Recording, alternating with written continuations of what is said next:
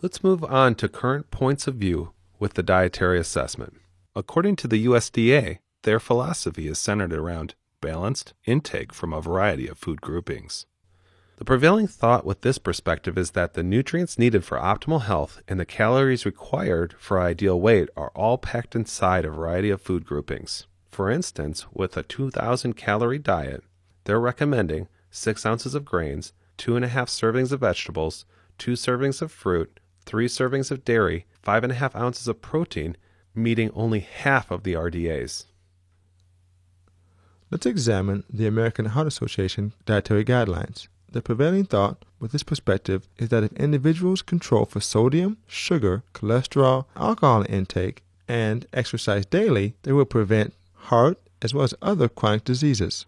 When examining the recommendations further, we understand that they recommend limited animal proteins, modest intake of fruit and vegetables, and high intakes of grains, which will attain only a limited value of RDA guidelines. Finally, let's move on to the EndoBalance view of a nutrient-dense diet. Our view is to supply the body with the optimal concentration of vitamins, minerals, phytonutrients, essential protein, essential fats, fiber, and water based on an individual's endocrine stress response. Our thought is that foods contain the highest amount of nutrition per calorie and are conducive for weight management, chronic disease prevention, optimal athletic performance, ideal appearance, and homeostatic lifestyle recovery. With our 2,000 calorie diet, we recommend 12 cups of green leafy vegetables, 12 ounces of high quality protein, 10 tablespoons of raw organic seeds, and limited fruit and starchy vegetables, providing 19 to 22 RDAs. We're now going to examine some of the current points of view of dietary design. One perspective is energy-based. In general, the belief is that clients can eat whatever they want as long as they make sure that the caloric allotment is within their daily requirements. The prevailing thought with this perspective is that quality doesn't matter, just quantity. The next view is the macronutrient thought, eating a precise ratio of fats to carbohydrates to proteins for optimal health. The thought with this perspective is that the nutrients needed for optimal health and the calories required for ideal weight are all packed inside a specific ratio of food pairings. The last view is the one that we share here at EndoBalance, a macronutrient perspective. Foods that contain the highest nutrition per calorie are conducive for weight management, chronic disease prevention, and optimal athletic performance. They also work to maintain ideal appearance and enhance lifestyle recovery ability. We want practitioners to understand that counting calories and balancing macronutrient ratios for each meal are difficult to initiate and maintain in the long run. A more practical solution to dietary design is to recommend food choices that have the following characteristics. First, they possess a high nutrient to calorie ratio. Second, they contain a high fiber, low sugar, caloric ratio. And finally, our meals are low in glycemic load and promote balanced omega-6 to omega-3 fatty acid ratios. Why a macronutrient-based diet? Over the past several years, we've been involved with a food study to understand what macronutrients works best with stress modulation. The study determined that consuming a diet of large variety is not an effective strategy for objective health improvement due to the lack of nutrient concentration in most food selections. A better strategy for clients is to recommend the consumption of high concentrations of specific foods necessary for objective health modulation, those foods being shellfish, red meat, and green leafy vegetables. In closing, diets that are not built around critical food groupings and simply balanced caloric requirement will not be able to prevent chronic disease and maintain vitality long term.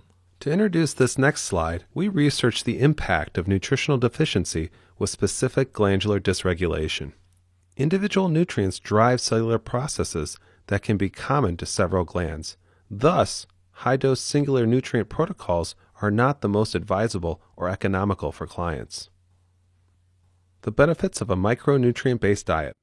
Micronutrient repletion by gland or system and nutrient concentration per calorie are the cornerstones of the EndoBalance diet plan. The following nutrients were most critical in correcting these glandular dysregulations. It is important to understand, for practitioners, the client's diet must be upregulated to the extent of the financial ability and behavior adherence.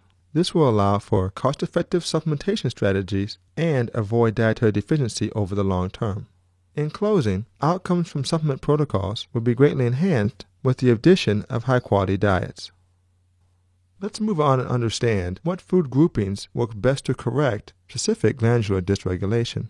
As you can see from the slide, several categories of foods work best to correct multiple glandular dysregulations. Thus, when building dietary plans, there will be significant overlap or requirement for client adherence to adjust objective health metrics.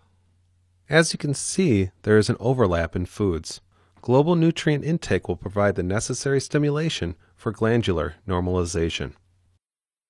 In this slide, we show the specific foods contained in each category that contain the greatest concentration of minerals to support the individual glands. Recommending foods that can meet both specific glandular and overall physiological requirements is the most optimal strategy of dietary design for practitioners. The practitioner will need to understand that in a majority of cases, nutrient-concentrated diet plans will often address both global and specific compensation patterns. Clients with reduced wellness index values will improve the physiology through dietary adherence in a 3 to 9 month period. In summary, global nutrition will improve most glands that are not pathologically compromised. If the client has not showed marked progress through multiple treatment cycles, serious compliance or medical conditions may be present. Let's finally move on to the EndoBalance internal food study findings.